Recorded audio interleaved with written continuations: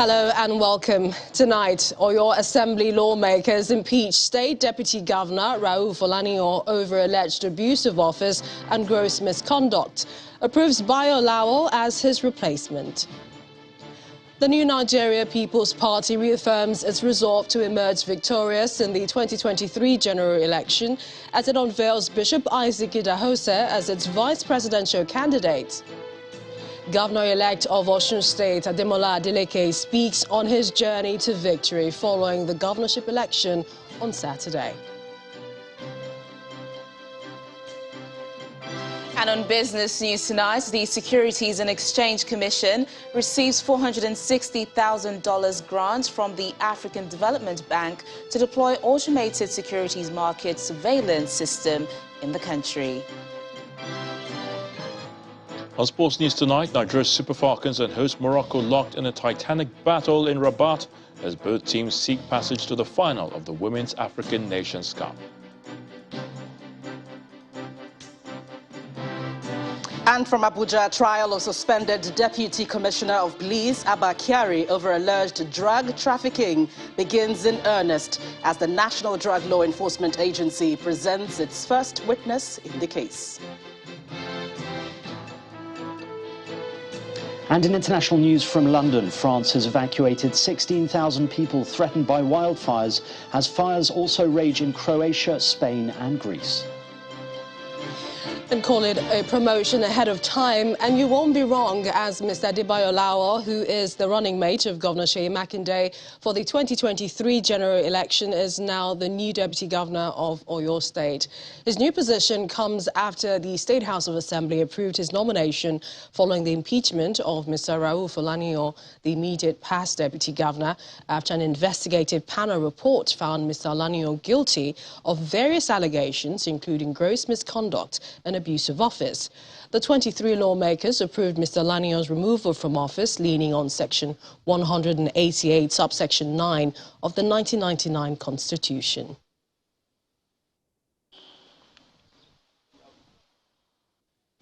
It's an unusual day for the House to sit due to the task ahead of them.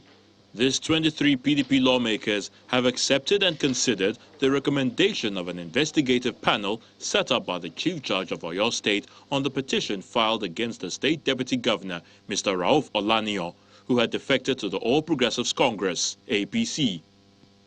They found him culpable and voted for his removal.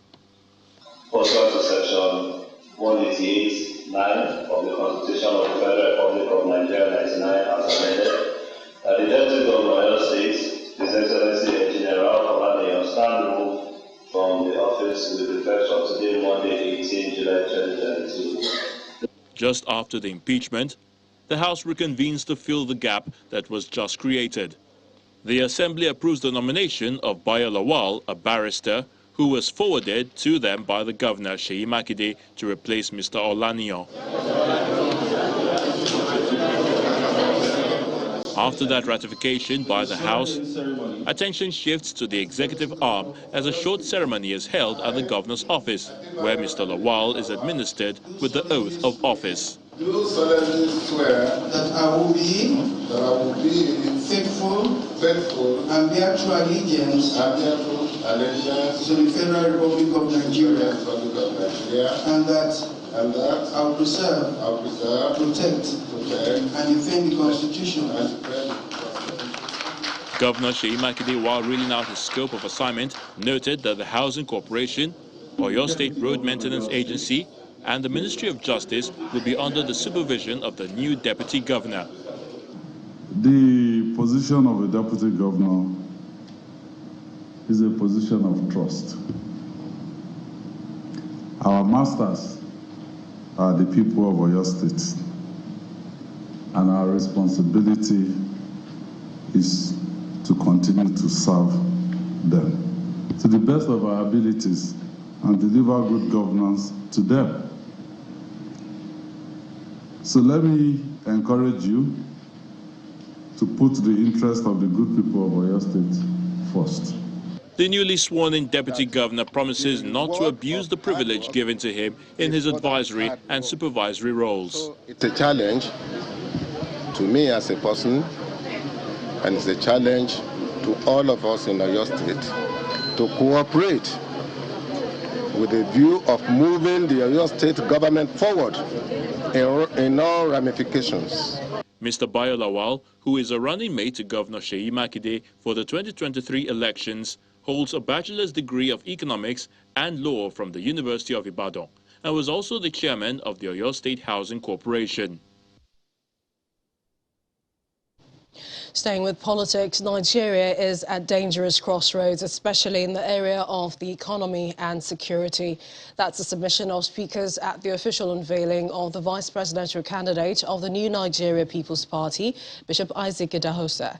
The running mate to the presidential candidate of the party, Senator Rabiu Kwankwaso, is a clergyman from Edo State and promises to work harmoniously with his principal to rescue Nigeria if his party is voted in by Nigerians come 2023. Welcome. You can have your seat, ladies and gentlemen. The New Nigeria People's Party is preparing to claim victory in the 2023 presidential election. The Secretary of Leading the charge is the national chairman of the party, who captains the ruling All Progressives Congress and the main opposition, the People's Democratic Party, for allegedly resorting to vote buying in the Osun governorship election and other previous elections. The NNPP wishes to categorically condemn the recent trend of vote buying rearing its ugly head in Nigerian political space. We could therefore implore every Nigerian to be vigilant as the political drums toward 2023 general election become louder by the day, and to ensure that our collective franchise is not mortgaged by selfish politicians. The vice presidential candidate is then unveiled, and he toes the line of the national chairman of the party, pledging to work with the party's presidential candidate to turn around the fortunes of the country. It is obvious to every Nigerian at home and in the diaspora, we are at a critical moment as a nation, and our unity and tenacity as a people is being tested.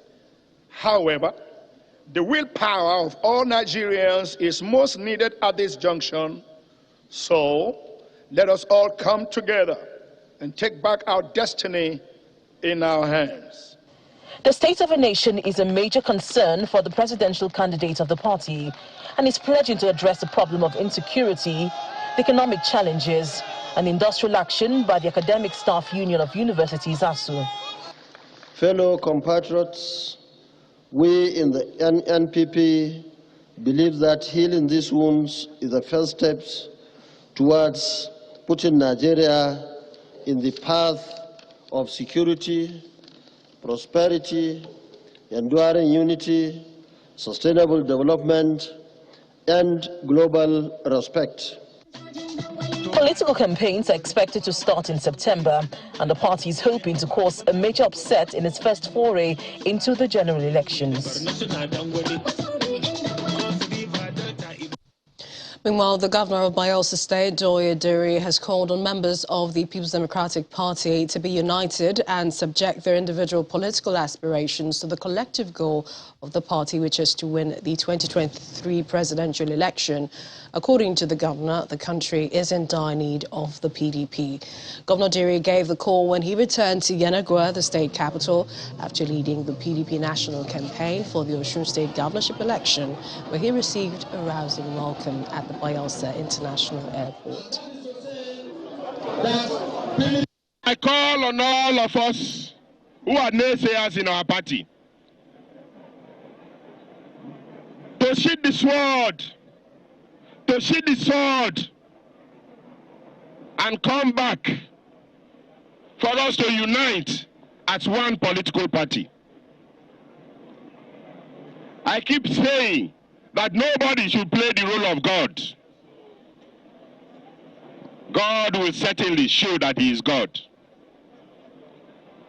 All our party faithfuls in all the states, let's come together.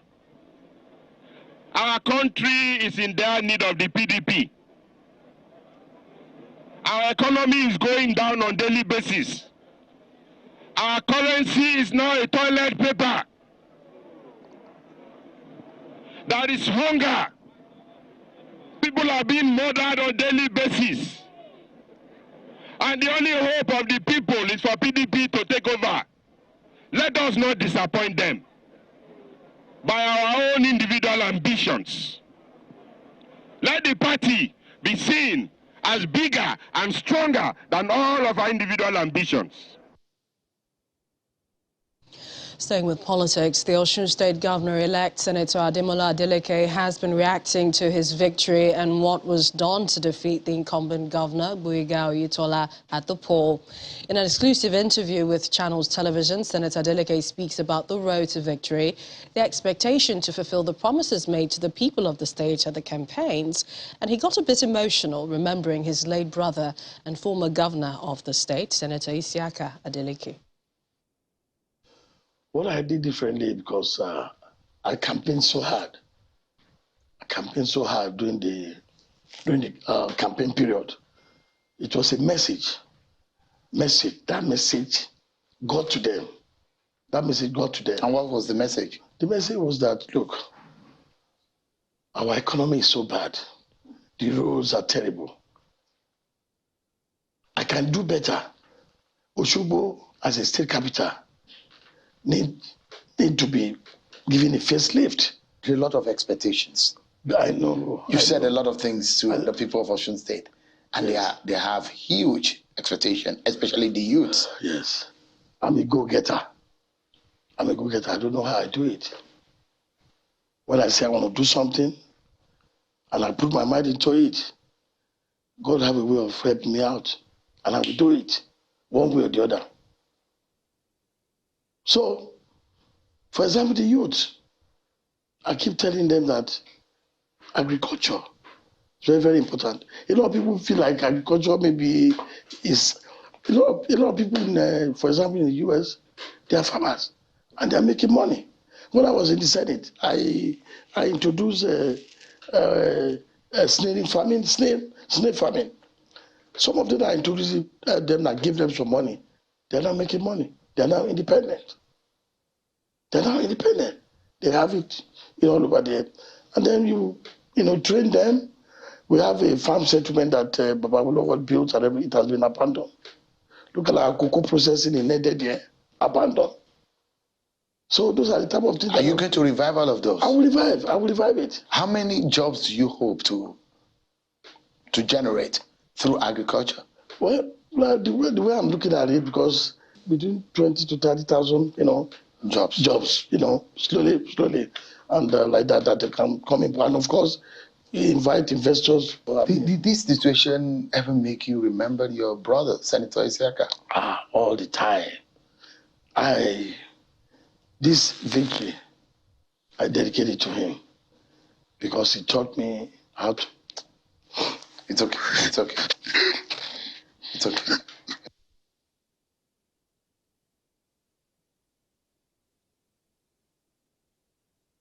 You can definitely catch more on that interview on Channels Television on our YouTube channel. In part two, after the break, Nigeria Universities Commission asked vice chancellors of public universities to intervene and help end the ongoing industrial action by ASUU.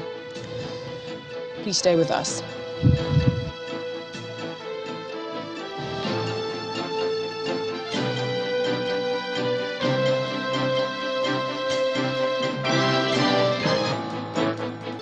Welcome back. If you just joined us, you're watching the news at 10 live on Channels Television Lagos. A reminder of our top stories.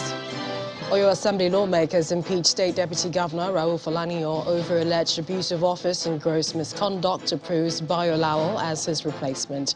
The New Nigeria People's Party reaffirms its resolve to emerge victorious in the 2023 general election as it unveils Bishop Isaac Idahosa as its vice presidential candidate. Governor-elect of Osun State Ademola Adeleke speaks on his journey to victory following the governorship election on Saturday. And France evacuates 16,000 people threatened by wildfires as fires also rage in Croatia, Spain and in Greece.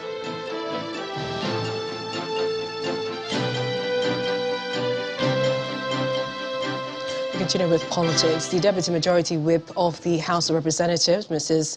Nkiruka Onyejiocha, is asking the APC to do more consultations with the people of the Southeast in order to gain their support in 2023. Her statement follows the concerns over the emergence of the party's presidential and vice presidential candidates. She also wants the APC to consult with Christians to get their buy-in on the Muslim-Muslim ticket. She believes that the problem with the ticket is that there already exists a great division among Nigerians. The lawmaker was speaking to our political correspondent, Terry Kumi. I believe that APC should do more consultation, because if you're talking about governing a country, that a particular zone is agitating, even from non-state actors, and they're trying to do some things that ordinarily shouldn't have been done, that our party APC should do more consultation. They should consult with Southeast on way forward. Apart from president and vice president, there's a way you carry a region on board. There's a way you bring a region in, and then the region will know that there's something in here for us. Okay? So you cannot neglect any zone, whether it's southeast or southwest or northeast or north central or northwest. The problem we have with Muslim ticket is that Nigerians, we are so divided among religious groups, ethnicity, and all whatnot. When people are hungry, they do not remember their religion. Hunger is hunger. Insecurity is insecurity. It knows no religion. It knows no ethnicity. And so these are the things that are making people to voice out. And so APC have taken their decision, and so you can't say, oh, they don't have right to take that decision. You understand? Like what I said earlier on Southeast issue, the APC should do more consultation, should still consult with the Christians. For the full interview, do watch Political Paradigm on Tuesday, tomorrow at noon. And to education, the Executive Secretary of the National University Commission, NUC, Professor Abubakar Rashid, is asking Vice-Chancellors to support the federal government's effort to resolve the lingering strike by the Academic Staff Union of Universities. During a management retreat in Abuja organized by the Commission for Vice-Chancellors of Public Universities, Professor Rashid says the continued closure of public universities is having a negative impact on the nation's youth.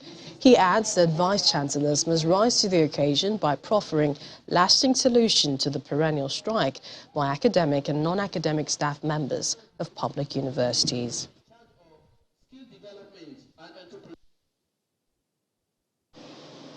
As Vice-Chancellors, we have a deeper understanding of the negative consequences of the prolonged closure of our institutions. As Vice-Chancellors, we know what it means in terms of our operations economy. And I know when we go to our technical sessions, we shall all have stories to say of how we spend or waste resources now when the universities are closed. As Vice-Chancellors,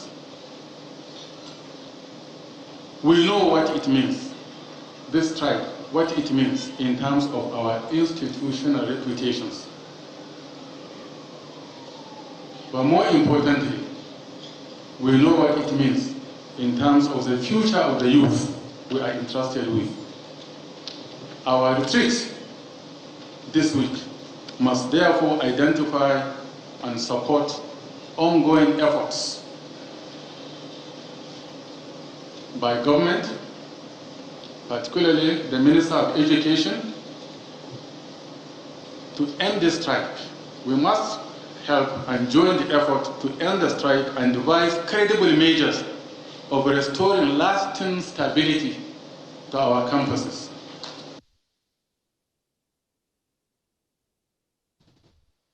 And it's now time to hand over to our Abuja studios. Gloria Muzike is standing by. Hi, Gloria. It's lovely to see you. Same here. Hello, Millicent. Well, here in Abuja, the National Drug Law Enforcement Agency has presented its first witness in its case against the suspended Deputy Commissioner of Police, DCP Abba Kyari, before the Federal High Court in Abuja. The witness, a commander of narcotics attached to its forensic unit, Mrs. Patricia Afolabi, told the court that on February 7, 2022, she received a one-sealed transparent evidence pack containing 24 dispensing packs each of white substance measured at 0.5 grams from the forensic liaison officer of the agency, Mr. Abubakar Aliyu. Well, the police in Kaduna State have arrested one of the inmates who escaped from the Kuje Medium Security Custodial Center after an attack by ISWAP. The 60-year-old suspect, Ali Shuaibu, who hails from Kano State, was apprehended by the police in Kaduna while he was on transit to Kano based on active intelligence. According to a statement by the command's public relations officer, Mohammed Jalige, the suspect on preliminary investigation revealed that he is part of the inmates who escaped during the recent attack on the Kuje Medium Security Custodial Center. The police command in the state has directed that necessary protocols be carried out before handing the suspect over to the Nigerian Correctional Service for proper placement. The United Bank for Africa, UBA, a leading Pan-African financial institution, has officially launched a branch in Dubai, the United Arab Emirates. The launch began with a closed-door meeting between the UBA group team, the governor of Dubai International Financial Center, Mr. Eza Kazim, and the CEO of Dubai International Financial Center, DIFC Authority, Mr. Arif Amiri. The branch located at the DIFC is aimed at harnessing opportunities in the Middle East, Africa, and South Asia. Our correspondent, Ann Waudo, reports.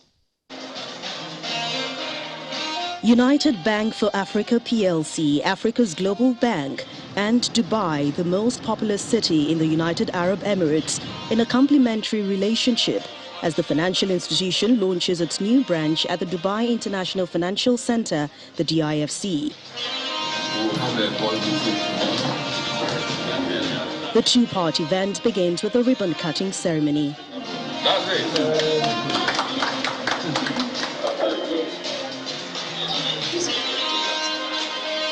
So basically, to say it's a best in class when it comes to a regulator at global standards. They operate at global standards, and they've been here conducting their business and supporting our clients to do more out of the DIFC in the region.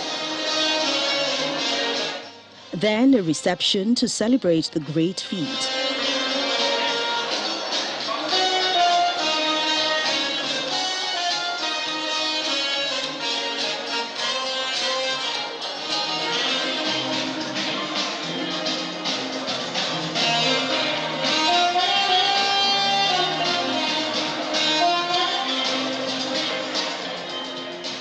We are happy that Africa's Global Bank is actually fulfilling its name, its purpose, its mission of helping to intermediate for and with the rest of the world, for Africa and with the rest of the world of Africa in terms of financial services. United Bank for Africa PLC will service corporate and financial institutions and customers across the Middle East with its major focus on correspondent banking, relationship management and advisory services.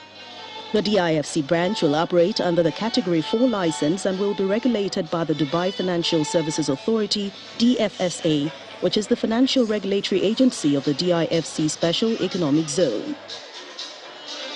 With over 7 decades in operation and more than 37 million customers across 20 African countries, the United States of America, the United Kingdom and France, United Bank for Africa says its presence in the UAE is a strategic one. UAE, I would say, and Dubai within that, is becoming the gateway to Africa, or I should say has become the gateway to Africa. Most of the top businesses in Africa, they have their offices here, they have their treasury centers, they have personal investments over here, and they look at Africa from here. So this is a very strategic move, a very thought out, like our GMD said in the morning, it's a very deliberate move for UBA to come to the east and to house ourselves in Dubai. It plans to facilitate access of Gulf investors and banks into the African markets, engage new corporate and financial institution clients, and refer them to other UBA Group subsidiaries for onboarding and lending. Cross-sell the group's corporate banking products, offer letter of beneficiary to clients, originate transactions, manage and serve the UBA Group's corporate and financial institution clients, and much more. The whole idea is to make sure that our customers are served regardless of where they're operating. So whether you are a customer in Kinshasa or you are a customer in Dakar and you are dealing with any client across the globe that has interest in this part of the world, United Bank of Africa is able to provide the service in-house. With this launch, the United Bank for Africa has become the first Pan-African bank to have full authorization to run operations in Dubai, with the hope of strengthening economic ties between the Middle East and Africa. From Dubai, the United Arab Emirates, Anwar Wado, Channels Television News. Well, still ahead on the news at 10, the Securities and Exchange Commission receives $460,000 grant from the African Development Bank to deploy automated securities market surveillance system in the country. Well, that's in business news. To join us again.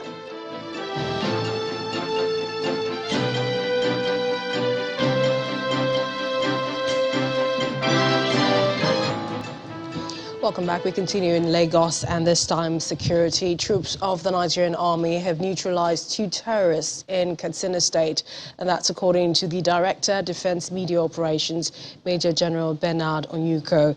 Major General Onyuko said the troops of Operation Hadar in Daji on Sunday conducted an operation at Palale Jaja village in Jibia local government area of Katsina State and engaged terrorists. During the encounter, 2 terrorists were neutralized, items recovered from them. Also, the troops of Operation Whirlwind neutralized 3 bandits in Benue State during an encounter at the Chito General Area, Sankara Council Ward in Ukom local government area of Benue State. According to the defense spokesman, on sighting the advancing troops, the bandits fired at their direction, but the troops responded with superior firepower, neutralized 3 of them while others escaped. Meanwhile, he said terrorists in an attempt to lay ambush on his men invaded the military camp at Sakin Power, the headquarters of Munya local government area of Niger State. But unfortunately for the terrorists, the soldiers were on alert even at the late hours of the night. The military engaged them in Gondu, which lasted about 2 hours, calling for reinforcement, and successfully neutralized them. Meanwhile, the Zamfara state government has suspended the emir of Benin, Yandoto, of Safe local government area of Aliyu Marafa for conferring a chieftaincy title on a notorious bandit leader. Secretary to the state government, Kabiru Saldana, announced the suspension in a statement after Mr. Aleru was banned as Sakin Fulani, chief of Fulani of Yandoto Emirates, by the emir. News of the turbaning ceremony, along with photos, went viral, generating outcry and outrage. Apart from suspending the emir, the governor of Zamfara State, Bello Matawalle, approved the appointment of a committee to investigate the circumstances leading to the action of the emir. A source told Channels Television that the decision to make the bandits leader a chief was aimed at finding lasting peace in Safe and the Yandoto Daji Emirates and other areas that were regularly attacked by Aleru-led gangs.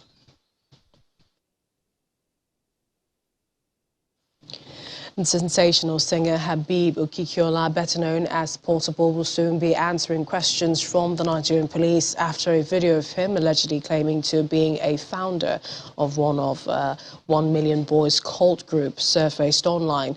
This is because the Inspector General of Police, Usman Akali Baba, has ordered the Commissioner of Police in Lagos to investigate the indicting statement of the singer and take necessary legal action. According to the Force Public Relations Officer, the directive by the IGP is to ensure the continuous effort of the Nigeria Police to fish out pillars and sponsors of cult groups in order to decimate their activities and restore sanity across the country.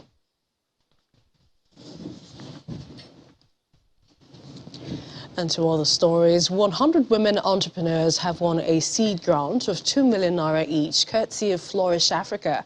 The Flourish Africa grant for female entrepreneurs is a self-funded 1 billion naira grant by businesswoman Apostle Folorunsho Alakija to support and promote female-owned businesses over a 5-year period through training, coaching, mentoring and funding. The 100 women entrepreneurs were a part of an initial 500 shortlisted who went through a training program by Flourish Africa. A proud evening for women from distinguished shades of life, joining in this citadel of growth and empowerment created by Africa's richest woman, Apostle Folorunsho Alakija. It's about influence, growth and capacity. So it's no wonder the room is packed with an ensemble of Nigeria's finest nationally and exports. Women who hold their own in various spheres of endeavor with one single purpose in mind: empower other women to become trailblazers. It is a general belief that women are their own worst enemies. However, our mission in Flourish Africa is to break this perception and create a new narrative that empowered women empower other women. Flourish Africa is a women-empowered organization designed for women between ages 18 and 50 with the tools they need to achieve their fullest potential. The occasion is the 5th anniversary of Flourish Africa and Grants Award ceremony, and here is what's to know. Flourish Africa is the women empowerment movement founded by Apostle Folorunsho Alakija to serve as a catalyst for female empowerment and development. Just some 6 years ago, she thought to herself, I want to bridge the challenging gap of women and access to funds, for which she committed 1 billion naira. When the applications opened in Abuja and Lagos for female entrepreneurs, 13,000 women applied. After a rigorous but diligent process, the 500 required emerged. These 500, all present here, have been trained in various business aspects like legal and regulatory, business model canvas, marketing strategy, operational strategy, financial strategy, business plan, the women entrepreneur, funding your business, and more. But today, 100 of them will get 2 million naira as seed grants.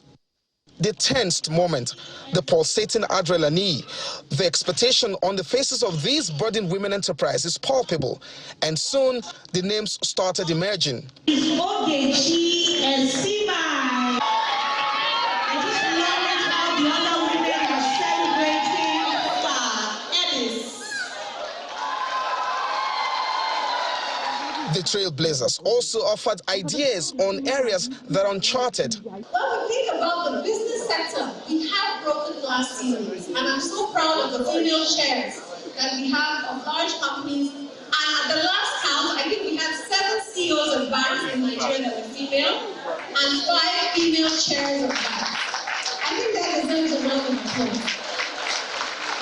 So that is progress, but it's not enough. Channels Television is the media brand partner to this phenomenon, and here is why. I feel beautiful, quick brains, and I can't resist that combination.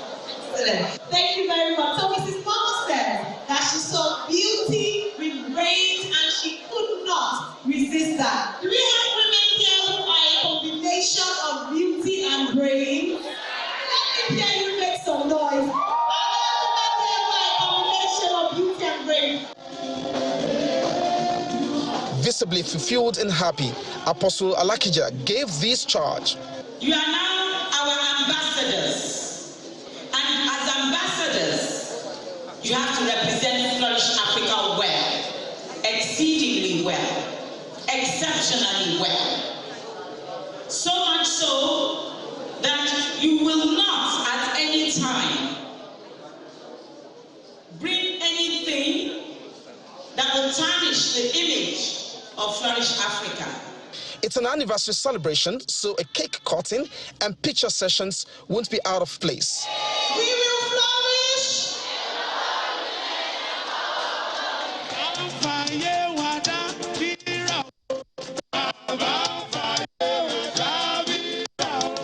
The Flourish Africa program will empower entrepreneurial activities of at least 2,500 female-owned enterprises through funding and structured training over the next 5 years.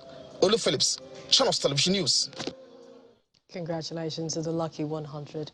Well, here's another lucky woman, just that she's bringing us the business news. Here's Teniola Ashwale.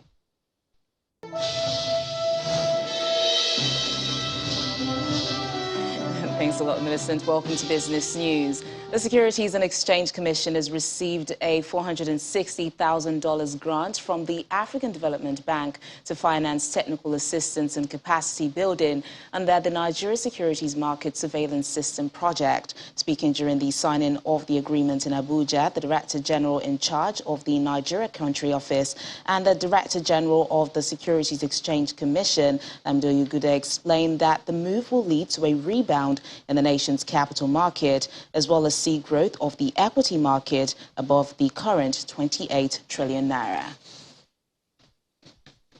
The country's oldest airline, Aero Contractors, has announced the temporary suspension of its scheduled passenger services operations starting Wednesday, July the 20th.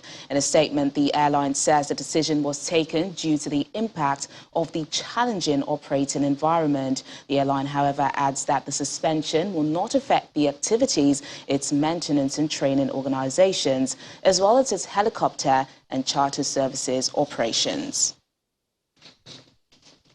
And Nigeria's Central Bank's Monetary Policy Committee has begun today its two-day bi-monthly gathering in Lagos. The MPC's 286th meeting comes a few days after the June inflation report released by the National Bureau of Statistics showed a continued rise in the headline inflation rate, which is now at a 5-year high of 18.6%. Well, let's check in on the stock market now. Ini John Mekwa has the details.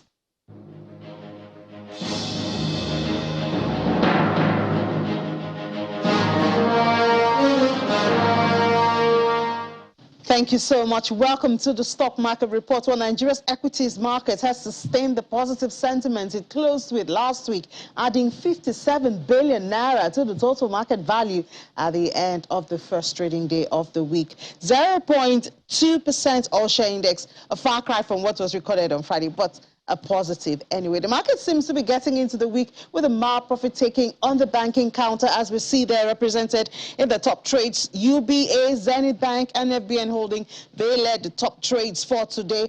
All but Zenith Bank gained today. This trading activity led to the counter shedding 0.04%, while oil and gas had investors smiling as it added more than 4%. It'll be interesting to know what really happened on Seplat today.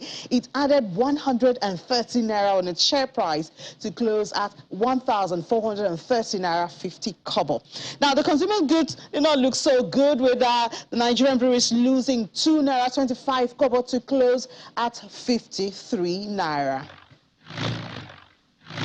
Well, it's a win today. The market should take a bolder stance by tomorrow. Fingers crossed. That's a stock market report. I'm Ini John Mekwa. And that's Business News tonight. It's back to Millicent. Thanks, Daniola. Experts are warning that Western France is facing a heat apocalypse as extreme temperatures continue to hit much of Europe.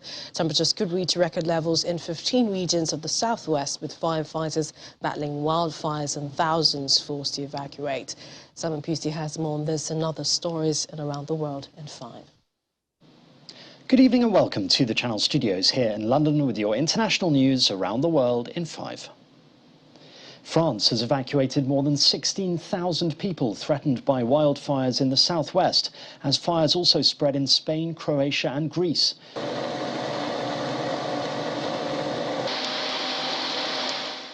Authorities in western France are warning of a heat apocalypse in 15 regions as a heat wave continues to blanket much of Europe. Temperatures could reach record levels in the southwest of the country.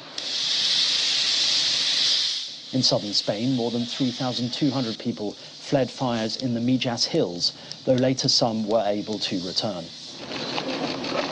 Spanish Prime Minister Pedro Sanchez here visiting the Extremadura region in western Spain. Portugal's fires are contained for now, but more than 1,000 deaths have been attributed to the heat in Portugal and Spain in recent days. Across the Mediterranean, from Morocco in the west to Crete in the east, thousands of firefighters and many water-bombing aircraft have been deployed. Meanwhile, a minister in charge of government coordination said the UK would learn about how to deal with heat waves over the next 48 hours, as Britain is also on course for its hottest day on record. We don't get months and months of warning that it's coming. Kit Malthouse said there would be disruption on transport networks and people should work from home if possible, and that the rail system was not built to cope with extreme heat. England is under its first ever red warning for extreme heat, meaning even the fit and healthy are at risk of injury or death. There will be disruption on the transport network. Obviously, those operators are concerned to see how the network performs in this kind of heat, and so they're taking sensible precautions that I'm afraid may result in some disruption to travel. And so if that's going to be the case, and you are able to work from home, it may be something that's sensible to consider. President Volodymyr Zelensky has suspended the head of Ukraine's spy agency and the prosecutor general, citing many cases of treason in the two powerful organizations. In a video address, he said more than 60 former employees were now working against Ukraine in Russian-occupied areas. A total of 651 collaboration and treason cases had been opened against law enforcement personnel. The officials, Ivan Bakanov and Irina Benetikova, have not commented. Sudan has reopened a key border crossing with Ethiopia that it closed last month after accusing Ethiopia of executing 7 of its soldiers. A statement by the Technical Committee of Sudan's Defense and Security Council said the decision was taken after Sudan and Ethiopia's leaders agreed to solve the problems that erupt at the border areas of the two countries, and in return for the goodwill measures shown by the Ethiopian side to prevent the infiltration of armed elements into Sudanese territory. Ghana has confirmed its first 2 cases of the deadly Marburg virus, a highly infectious disease in the same family as the virus that causes Ebola. It says both patients died recently in hospital in the southern Ashanti region. Their samples came back positive earlier this month and have now been verified by a laboratory in Senegal. Health officials in the West African nation say 98 people are now under quarantine as suspected contact cases. The World Health Organization, which is supporting the country's health authorities, has praised Ghana's swift response. Malaysian authorities say they have seized a container of African elephant tusks, pangolin scales and other animal skulls and bones estimated to be worth 80 million ringgit or $18 million. The Customs Department said in a statement it discovered the contraband hidden behind sawn timber following checks on a ship coming from Africa. This included 6,000 kilograms of elephant tusks, 100 kilograms of pangolin scales, 25 kilograms of rhino horns and 300 kilograms of animal skulls, bones and horns. Investigations are ongoing on the importer and shipping agent. Ivory tusks, rhino horns and pangolin scales are believed to have medicinal properties and are in high demand in the region. And finally, for the first time ever in slacklining, a World Championships has taken place in the sport. The event, held in Switzerland, hosted a total of 31 athletes competing in gender-separated disciplines in freestyle highline and together in speed highline.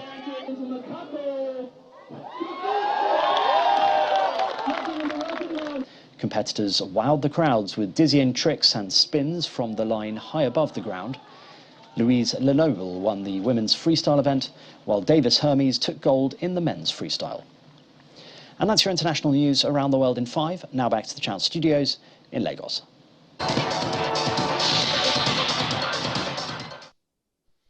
Many thanks, Simon.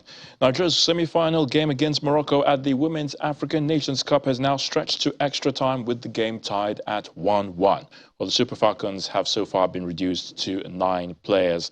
South Africa secured passage to the final after they beat Zambia by 1-0. Shakhtar Donetsk are seeking 50 million euros worth of damages from FIFA and have filed papers in the Court of Arbitration for Sport, appealing a ruling that allows foreign players to unilaterally suspend their contracts. The dispute rests on a FIFA ruling announced on June the 21st, which stated that foreign players and coaches in Ukraine have the right to suspend their contracts with Ukrainian clubs until June the 30th, 2023, unless a mutual agreement can be reached by June the 30th this year. FC Barcelona new signing Robert Lewandowski has revealed that Xavi was a major factor in his decision to join the Catalan club. Lewandowski traveled to Miami, Florida to link up with his new teammate, and following his arrival admitted he always had ambitions of playing for Barcelona. AC Milan striker Zlatan Ibrahimovic will stay at the Serie A champions beyond his 41st birthday after agreeing a 1-year contract extension. The details of the contract were not released, but a source close to the deal said the Swede has accepted a reduced salary, given he will be unable to play until 2023 after undergoing surgery on his left knee in May. And England's Ben Stokes will retire from international one-day cricket after T-Series opener against South Africa in Durham on Tuesday. Well, the 31-year-old, who made his debut against Ireland in 2011, has scored 2,919 runs, including 3 centuries, and taken 74 wickets in 104 ODIs.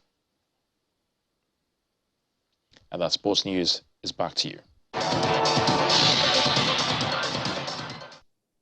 Today, and the main news again.